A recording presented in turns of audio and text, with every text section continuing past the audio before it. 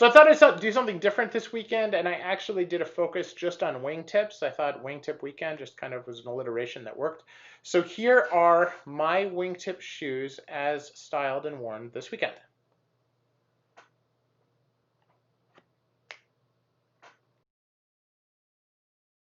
Hey, I've organized all my playlists on this channel so that you're able to easily find different types of shoes, different brands of shoes, as well as finding all my shoe battles, worth the price shoe reviews, etc., all in one place. Enjoy. So the first wingtips we're going to look at is a wingtip Adelaide. We're going to start with Oxfords. These are Barbonera Spirellis, and they are in a waxy kudu. I put a little bit of a shine on them. I started with just some regular Big Four conditioner and then a little bit of wax on the toe. They are really great shoes. The amount of texture in them is really second to none. Love natural texture. Next on the list is Palo Scafora 646s. These are in a beautiful suede in a light tan. These are your traditional wingtips and just a really classic full brogue Oxford. Very happy with these.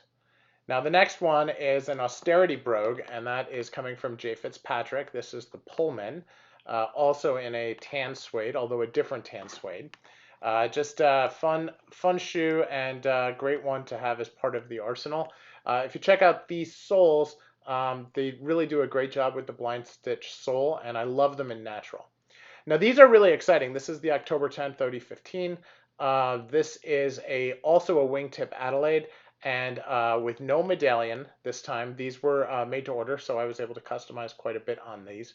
I actually asked for a tapered heel on these, and it looks very similar to a cowboy boot.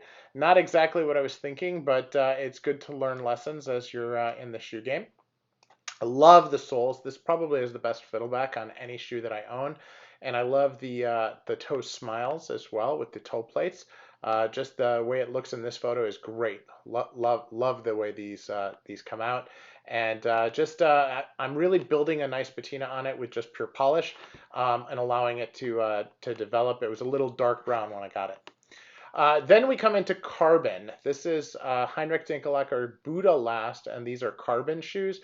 So they look black in the shade, gray and direct light, and almost silver brown in the sun. Just a great combination of colors out of these shoes. And of course, this the Buda line for Heinrich Dinkelacker has these wonderful 4-layer Norwegian stitched soles. Probably the most exciting Norvegese soles in my collection, and definitely something that I want to look at again. I've seen these multicolored, I've seen them single color. All of the time they look great, but I especially like these. Then we go on to Vass. This is also a Budapest shoe, but this is a 5 eyelet instead of a 3. And this has a patina from Mr. Renworks, who did this for me. He also did the toe plates, so you get the nice smile there as well. This is a really cool, very slick shoe, and I like the way that it it exemplifies the simplicity of Vass, and it has that special character that's really just from the custom patina. As we look at moving on, this is the Alden 979. I picked these up when I was in San Francisco from the Alden store. They're owned by the company. Just a really fantastic shoe. And just like the 975, but in beautiful calf instead of shell cordovan, just this shoe exudes quality everywhere. Speaking of quality, I have the Church's Portmore here, which I picked up from Harrods. This is a great solid shoe, one of the few long wings that I have that's made in the UK. Just a really great, I actually missed one on here, which was another shell cordovan one that because I separated my shell collection, I missed it. But this is just a great shoe. City soles, which I don't usually like, but it's good to have. This one is the Cobbler Union Alex. This is in a really cool country grain, and it has Vibram soles. So my only nub sole from Vibram, and I do like them. They're pretty slick, and Cobbler Union makes a pretty nice shoe. Pretty happy with these, and here's a nice little close-up so you can get a better look at the grain. And then we move into Allen Edmonds. Here is the Macneil. This is a custom trunk show shoe that they did for me in this beautiful chocolate suede.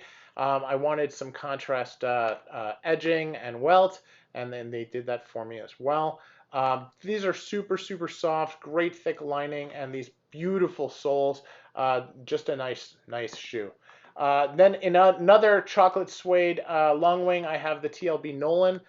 Just a really solid shoe. This one on the TLB version of Day Night. So another nub sole, but different still. Now back to Alan Edmonds, and we have the Macgregor on the 65 last. This is a great example of a long wing that really has a lot of character and a lot more shape to it than a Macneil. This is more of a traditional shoe shape. And it's one of the old logos as well, which I kind of like having in the collection. Speaking of long wings, you can't have long wing discussion these days without talking about Carmina. Carmina is one of the few that still does this in shell outside of Alden. And this is just a really great example in natural Chrome XL, and which is really hard to get.